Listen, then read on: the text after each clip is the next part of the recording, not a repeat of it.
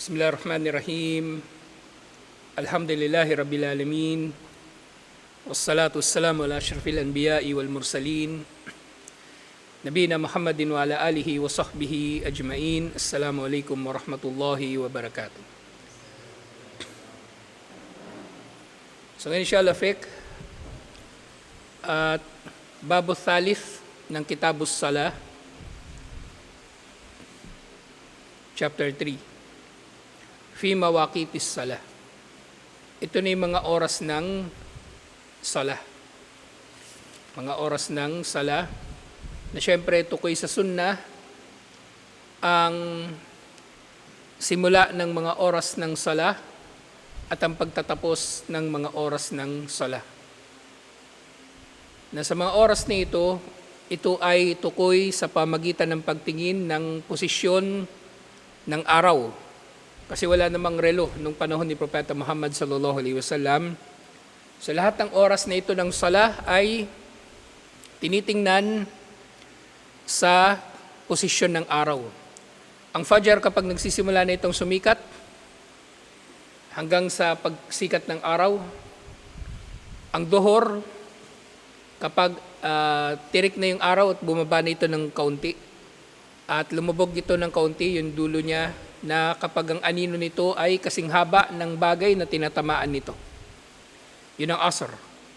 At ang dulo ng Asr, Maghrib, ng oras nito, pag lubog ng araw, pagsisimula ng paglubog ng araw. At Isya, na dulo ng Maghrib, ito yung oras na nakalubog na totally ang araw. May mga gawaing pagsamba na nakasalalay dito ang mga oras din ito. Halimbawa yung fasting, nagsisimula sa Fajr hanggang sa oras ng Maghrib. Okay? Yung Salatul Eid, kapag nakasikat na ang araw.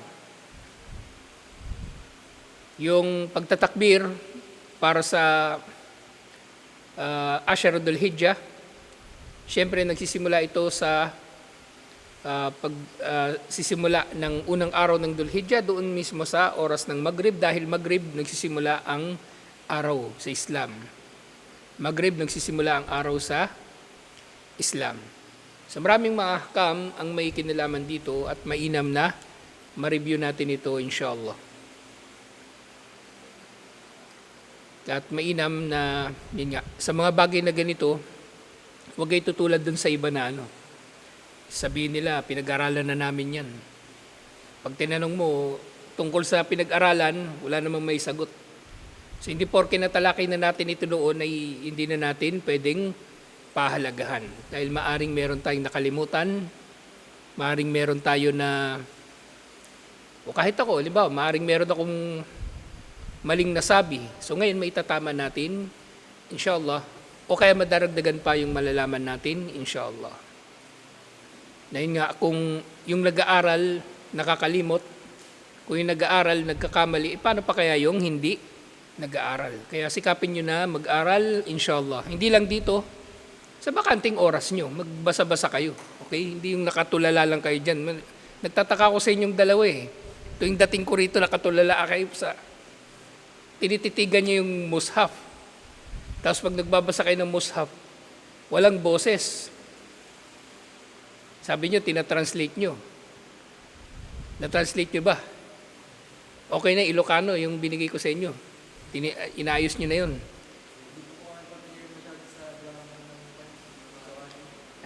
O di ano nyo na lang, Tagalogin. Pero yun nga, sa pagbabasa ng Quran, liting ko nga. Ang pagbabasa ng Quran, ang boses sa pagbabasa ng Quran, yun nga, parang boses din sa sala. Sa sala, kailangan may boses kapag nagre-recite ka. Yung sapat na naririnig mong iyong sarili.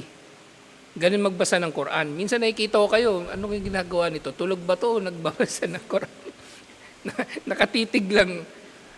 Ganun magbasa. Pero may tinatranslate kayo, kung magta-translate kayo, gumamit kayo ng ng papel tsaka ballpen. I-translate nyo talaga ng maayos na pagkakatranslate. Hindi yung sa isip nyo lang. Okay? Kasi doon kayo matututo.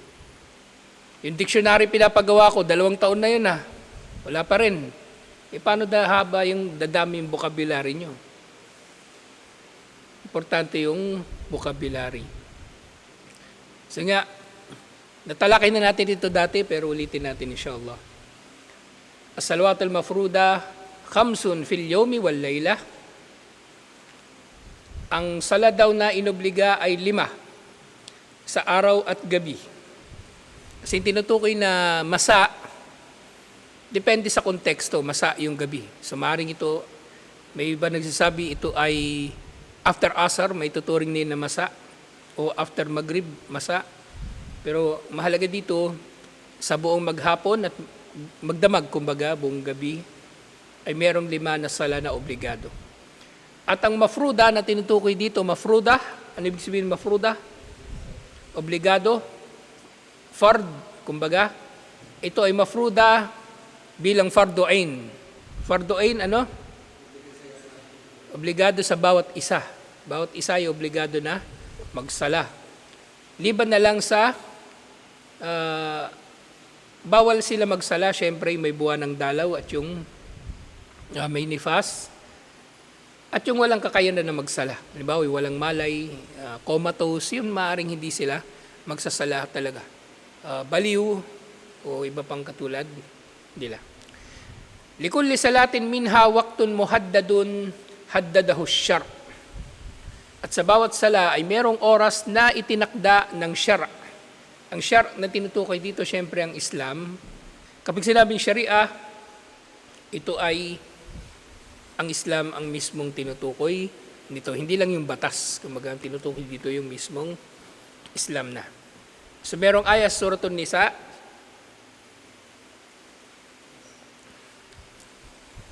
chapter 4, verse 103. Inna salata kanat alal mu'minina kitaban mawquta. Tunay ng sala para sa mga mananampalataya ay kitabang mawquta. Kitab, hindi ito kitab na libro. Ito ay kitab na nasa kahulugan na nakatakda. Kumbaga, maktub.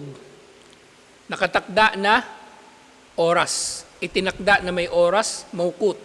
Mula sa salitang wakkata o wakt, oras.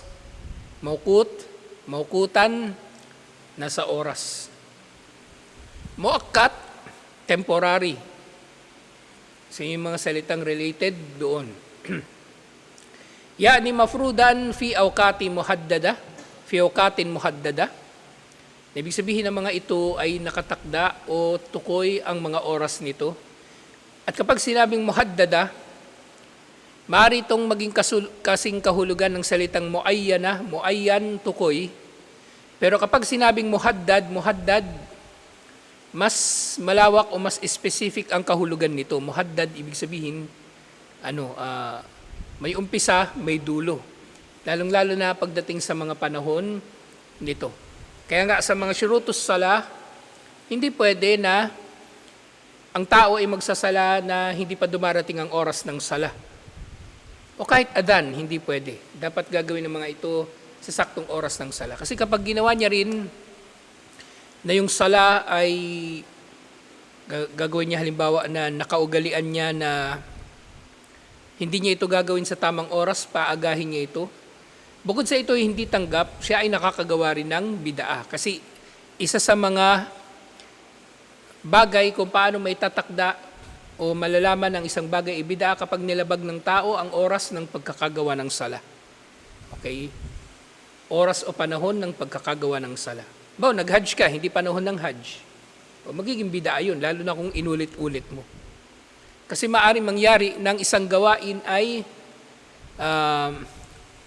mukhalifus sunnah, taliwas sa sunnah, pero kung minsan lang naman nangyari yun, hindi naman naulit, yung tao na yun hindi pwedeng tatawagin na mubtadi o gumagawa ng bid'ah. Okay, halimbawa, minsan nakasuway sa sunnah ang isang tao, hindi siya agad-agad nagiging mubtadi. Ang mubtadi, yung nanindigan sa kanyang ginagawa na ito ay nagpapalapit sa kanya kay Allah, na ito ay tama. Yun ang matatawag na mubtadi. Kasi baka mamaya, nagkamali lang ako ng konti, tawagin nyo na akong mubtadi. Hindi porke nagkamali yung tao sa pagsunod sa sunnah o nagkulang ay magiging mubtadi na siya. Okay? Khalafas sunnah, kumbaga, na suway niya ang sunnah, pero hindi ibig sabihin na ang kanyang gawain ay nagiging dahilan na siya ay may turing na mubtadi. Kasi mabigat na bintang ang pagiging mubtadi. Mabigat na bintang ito. Kumbaga, pinagbibintangan mo yung tao o halos hahatulan mo na rin yung tao na mapupunta siya sa impyerno kapag tinawag siyang mubtadi. Kasi nga, lahat ng gumagawa ng bid'ah ay maituturing na naligaw, at lahat ng naligaw ay nga doon sa hadith, diba? Na fa inna kulla muhdatatin bid'ah, lahat ng idinagdag sa relihiyon ay bid'ah. Lahat ng bid'ah ay dalala, wa kulla bid'atin dalala, lahat ay pagkaligaw, lahat ng bid'ah ay pagkaligaw. Wa kulla dalalatin finnar, at ang lahat ng pagkaligaw ay ikapapasok ng tao sa impyerno. Kapapasok ng tao sa impyerno. So hindi madali o hindi basta-basta na tatawagin ng tao, pagbibintangan ng tao ang sino man na siya ay mubtadi. Okay? O yung nagawa niyang pagkakamali o nagawa ng isang tao na pagkakamali ay bid'ah. So maaring taliwas nga sa sunnah, pero maaring hindi naman bid'ah. So sinasabi, fala tajri'us salata qabla dukhuli waqtiha. Hindi maaring gagawin, fala tujra'us salata qabla dukhuli waqtiha, hindi pwedeng gagawin ng sala bago dumating ang oras nito.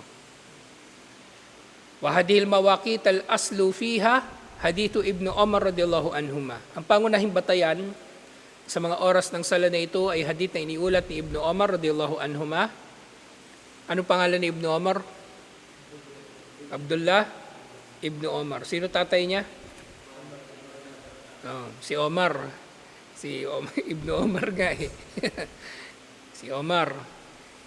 So ito ay hadith na iniulat ni Imam Muslim, at sinabi, anna Nabiya sallallahu alaihi wasallam qala, sinabi ni Propeta Muhammad sallallahu alaihi wasallam, waqtu dhuhri idza zalati syamsu wa kana dhillu rajuli katawlihi ma lam yahdhur al-asr. Ang oras ng duhur ay kapag bumaba na ng konti yung araw mula sa pagkakatirik nito. Hanggang sa kapag ang anino ng tao na tinatamaan ng araw na ito, syempre, sa pamagitan ng araw na yun ay tinutukoy natin ang mga oras ng sala. Kapag ang kanyang anino ay naging kasing haba na niya o kasing tangkad niya. Okay? So ito yung oras ng duhur, hanggang sa hindi dumarating yung oras ng asr. Wa waqtul asri, malam tusaffiru syams. Ang oras ng asr ay hanggat hindi nagiging, kumbaga tusaffiru, hanggat hindi lumulubog yung araw. Wa waqtu salat al-maghrib, malam yagib syafaq. At ang oras ng Maghrib ay hanggang sa panahon na hindi pa tuluyang na nakakalubog yung araw. Yun na yung oras talaga ng Isya, na madilim na talaga. Wa waqtus salat al-Isya ila nisfil layli al-awsat. At ang oras talaga ng Isya, hindi hanggang oras ng Fajr. Okay? Yung oras ng Isya hanggang midnight lang. Hanggang hating gabi. Hanggang hating gabi. At ang hating gabi na ito na tinutukoy, ito yung oras, ano yung hating gabi? Ito yung midnight nga siya. Midnight. So paano ito natutukoy sa, kumbaga sa nakagawian natin, alas 12, di ba? Yan yung tinatawag na midnight. Pero sa Islam, ito yung oras sa pagitan ng Maghrib at ng Fajr. So kung ilan yung total nun, i-divide sa dalawa. So, hindi ito palaging nakapako, syempre sa 12 midnight. So, maring mas maaga o maring mas huli, depende sa oras ng Maghrib at Fajr. So, nga nag-example natin dati, di ba, kung ang Maghrib ay alas 6 at ang Fajr ay alas 4, ilang oras yung pagitan nila? 10 hours. Ako nasasagot para di kayo mahirapan. 10 hours o 10 divided by 2. 5 o 6 p.m. yung Maghrib plus 5. 10? 11. O di 11 p.m. ang midnight. So hanggang doon ang oras ng Isya, inshallah. Pero syempre, kung halimbawa mangyari na, ano ba yung tawag din, yung bukod sa Salatul Isya, yung mga rawatib halimbawa, so pwede mo rin siyang gawin hanggang sa oras na ng Fajr, inshallah. Lalo na kung hindi mo siya nagawa sa oras ng pagkatapos ng Isya. Di ba pagkatapos ng Isya, mayroong rawatib na 2 rakaah. So pwede mo siyang pagbayaran pagkatapos ng o bago mag-Fajr hanggang sa oras na bago mag-adan ng Fajr. Wa waqtu salati subhi min tulu'il fajri malam tatlu syams.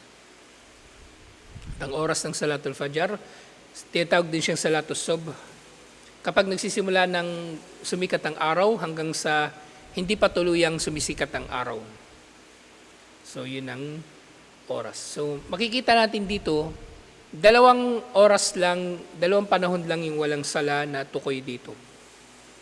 Yung oras pagkatapos ng sunrise hanggang bago magduhur, at yung oras pagkatapos ng midnight hanggang oras ng Fajr. Walang sala na natukoy sa mga oras na yun. Fasalatul dhuhri yabda'u waqtuha bizawali syams.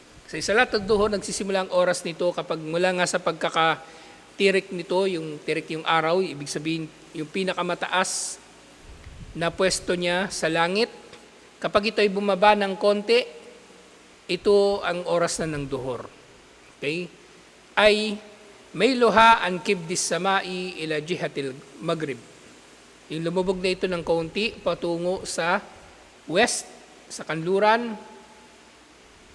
Wayamtaddu waqtuha ila an yasira dillu kulla shay'in mithluhu fit tuwal. At ang oras nito ay nagtatagal hanggang sa ang anino ng anumang bagay na tamaan nito ay kasing haba na ng bagay na tinamaan nito. So kung merong poste na ang haba nito ay 3 metro at ang anino nito ay umabot na rin ng 3 metro, dumating na ang oras ng asar at tapos na ang oras ng duhur. Wa yastahabbu ta'jiluha fi awwali waqtiha illa idha ishtadda al-har. At sunna sa duhur na madaliin ito. Kung baga gawin ito ng pinakamalapit sa oras ng adan. Pero kung mga 30 minutes, katulad na nakagawian ngayon sa mga masjid, o dito nakapako na yung duhur natin sa 12:40, wala namang problema, inshallah. Walang problema kasi pasok pa rin siya sa oras ng sala. Walang problema dahil pasok pa rin siya sa oras ng sala. So dito mahalaga yung pag-unawa ng tao sa mga bagay-bagay sa Islam, na kapag ang tao ay nakakaunawa ng mga hangganan, ng mga bagay-bagay, ano yung tama, ano yung mali, ano may tuturing na pwedeng paumanhinan, so hindi siya magtataka o hindi siya kumbaga magugulat kapag merong ginagawa yung mga tao na taliwas sa kanyang nalalaman.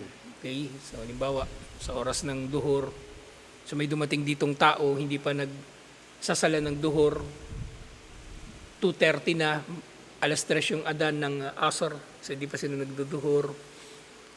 Tapos galit na galit ka, ba't di pa kayo nagduduhur? Kafir ba kayo? Ganun. So yung oras ng duhur hanggang asar, pwede pa rin sila magsala ng asar, inshallah.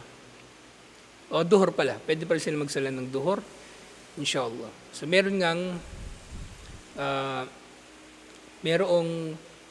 mga ilang oras sa pagitan ng duhur at asar, inshallah.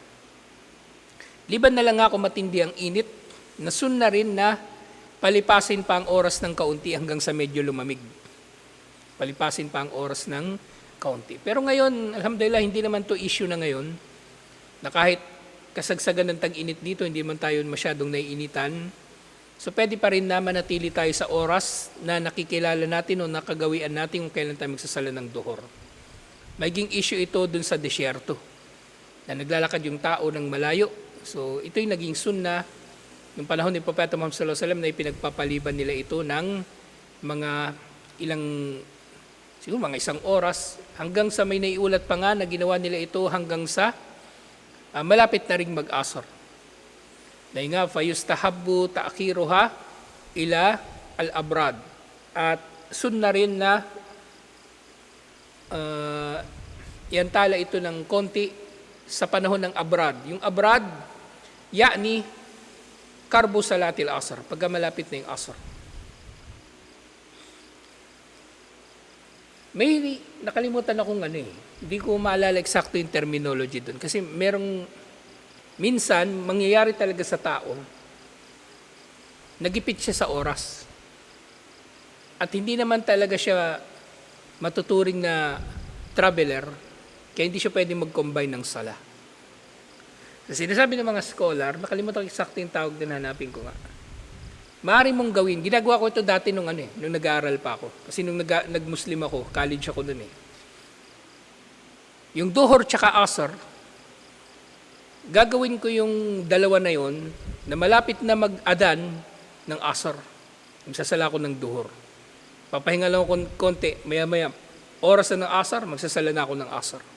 So hindi ko na kailangan, kumbaga, hindi ko na babalikan yung, may pinagtataguan kasi ako noon doon ako nagsasala. Yung doon sa likod ng stage ng gymnasium namin. So doon ako nagsasala. So ganun ginagawa ko. Magsasala ako ng duhur kapag malapit na yung asar. At kapag dumating na yung oras ng asar, magsasala na ako ng asar, wala na akong iisipin. So, nung nandun din ako sa construction, 2018, 2019, ganun din ginagawa namin. So, minsan, kapag break time, syempre, magagawa mo rin naman yung duhur. Pero minsan, gipit din talaga yung oras. So, ganun din. Pwede mong gawin yung duhur na malapit yung adan ng asar. Kasi pasok naman talaga sa oras. So ito sinasabi ko na kung naintindihan ninyo ang mga kaida sa mga bagay-bagay sa Islam, hindi kayo magtataka bakit may tao na ganun ang ginagawa. Kasi pwede naman. Technically pwede naman. Tapos wala namang masjid, halimbawa doon sa lugar na yon na mauobliga yung tao na dumalo sa sala ng jamaa.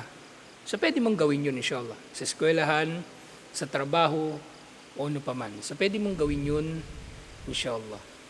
Kalimutan ko yung tawag. May eksaktong doon, may terminology doon.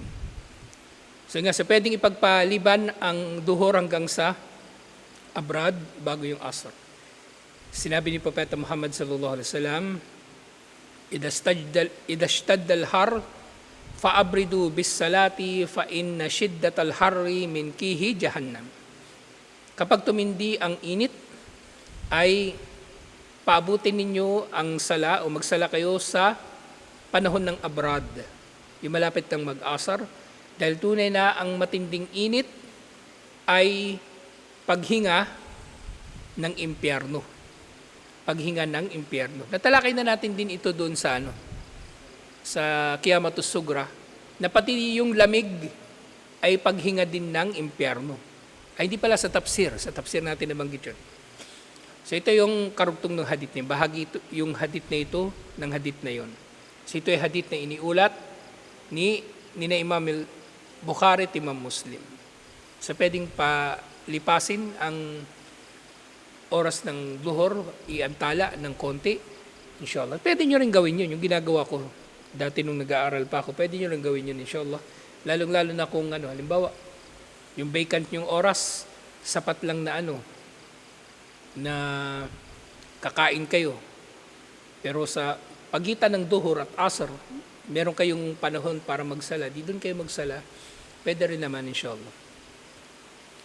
At ngayon nga sinabi, wa salatul asri yabda'u waqtuha min nihayati waqti duhur. Alhamdulillah. Ang oras ng asar, hindi ko mula sabihin, ay nagsisimula sa pagtatapos ng duhur.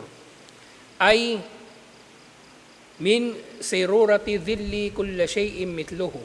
Na kapag ang anino ng anumang bagay ay kasing haba na nito, wayantahi bi ghurubi syams, at tatapos ito sa paglubog ng araw, ay enda akhiril asfar. Yun nga sa yung kumbaga pagsisimula ng lumubog ng araw, o yung asfar, kumbaga yung dulo ng asar nga. Wa yusannu ta'jiluha fi awwalil waqt. Na yung asar, sunna rin na gawin ito ng maaga sa oras nito. Wa hiya salatul wusta allati nassallahu alaiha fi qawlihi ta'ala. Ito ang salatul wusta na binabanggit sa Quran. Hafidu alas salawati was salatil wusta wa qumu lillahi qanitin. Pangalagaan ninyong inyong mga sala, lalong-lalo na ang gitnang sala, at tumayo kayo kay Allah na mga kanitin, mga sumusunod kay Allah. Kanitin, sumusunod kay Allah. At totoo nga ito, sabihin nila, yung salatul asr, sa maraming pagkakataon, ito yung sala na yung minsan magulo yung isip ko. Yung salatul asr, yung maraming sumasagi sa isip ko. Kasi kalagitnaan to ng pagtatrabaho. Yung duhor, medyo okay pa kasi nakapagpahinga ka pa. Nakain ka bago magsala ng duhor, ganun. Pero yung asar, madalas gagawin mo ito, napuputulin mo yung trabaho mo, kaya pagdating mo doon sa sala, maalala mo yung mga ginagawa mo.